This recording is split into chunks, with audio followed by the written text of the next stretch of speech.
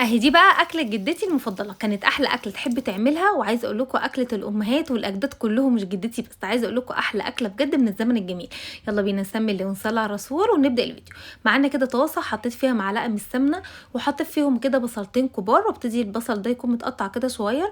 البصل هنا ياخد معايا لون كده ذهبي، وانزل عليه بنص كيلو من اللحمه المفرومه. عايزه تعملي العكس، تشوحي اللحمه الاول بعد كده تحطي البصل براحتك عادي، ساعات بعمل الاثنين والاثنين بيبقوا حلوين يعني، بس انا بفضل كده احلى. وبعد كده بحط الملح وبحط فلفل اسود، وكمان بحط بهارات، ولو عايزه تحطي بابريكا كمان حطي، بس نسيت احط بابريكا. وهقلبها بقى كويس جدا واسيبها تستوي. وفي حله تانية حطيت معلقه واحده من السمنه ومعلقتين كده من الزيت، وانزل برضو ببصلايه كده تكون وسط متقطعه برضو صغير. تمام، ونفضل نقلب هنا، وبرضو عايزاها تكون يعني داخله على اللون الذهبي كده. هنزل بمعلقه توم صغيره، وهنا التوم اول بس ما اشم ريحته كده تكوني محضره عصير الطماطم. هنزل بقى بشويه عصير طماطم كده، وحطت عليه ملح وفلفل اسود وشعره صغيره قوي من بهارات والكمون. وهقلب بقى كويس جدا جدا، واسيبها بقى تغلي، ومش عايزاها هنا تتسبك قوي، لا يعني دوبك تغلي وهنطفي عليها النار على طول. تمام.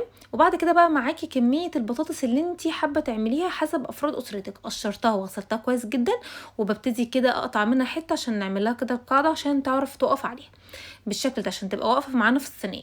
وابتدي بقى اقورها اكنك بتقوري بتنجان عادي جدا. واللي احنا بنقوره ده يا جماعه مش هنرميه، احنا برضو هنستخدمه في الاكل بتاعنا. هنا كنت عملت الكميه كلها، وهنا التقوير ده هحط عليه شويه ميه عشان ما يحصلهاش حاجه. وجبت بقى طاسه، انا ما حطيت لها زيت غزير يعني، دوبك معلقتين 3، واحط عليها بقى البطاطس بالشكل ده بعد طبعا ما غسلتها وصفيتها كويس، واسيبها بقى تاخد لون.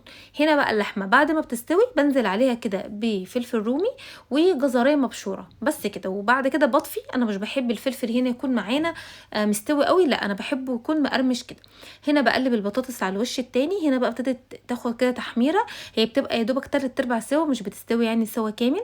شايفين لونها عامل ازاي؟ وبعد كده بتجيبي بقى اي صينيه عندك او اي بايركس اللي انت عايزاه، وحطيت فيه معلقه من السمنه، وصفيت من البطاطس الميه كويس جدا وحطيتها، وكمان حطيت معلقتين من اللحمه المفرومه كده، وحطيت كبشتين كده من الصلصه. وهقلب كده تقليبه عشان برضو اللي ياخد من قاع الصينيه يبقى برضو فيها لحمه وفيها برضو صلصه. وهنا بقى البطاطس كانت خلاص ما شاء الله خلصت، وكانت ريحتها بقى جميله جدا. شلتها كده، وبجيب بقى معلقه صغيره، معلقه شاي، وابتدي ان انا احط اللحمه بالشكل ما شاء الله يعني. عملت نص كيلو وكمان فاض حبه صغيره. ابتدي بقى ارص كده البطاطس بتاعتي بالشكل ده. وعايزه اقول لك بقى حطي لحمه براحتك، لان طبعا هي بطاطس باللحمه مفرومه يا جماعه، فلازم توصي باللحمه. وبعد كده بقى جبت بقيه الصلصه كلها وحطيتها. وهنا تكوني مولعه بقى الفرن، ونحطها على شبكه على درجه حراره 200، واول بس ما تغلي معانا بنهدي النار. بصي بقى الصوت اللهم بارك تحفه، هي هنا خدت لون من غير اصلا ما اشغل الشوايه. بتاخد معانا في الفرن حوالي 40 دقيقه او 45 دقيقه. بتدخلي كده الشوكه وبتتاكدي ان هي استوت وخلاص. وطبعا ادام بطاطس بلحمه مفرومه يبقى لازم رز بالشعريه قمر ده. وعملت معاهم شويه سلطه بقى. عايزه اقول لكم حكايه، اكله بجد تحفه، كل اللي هيدوقها منك بجد هيقول لك عاملاها ازاي والجمال ده.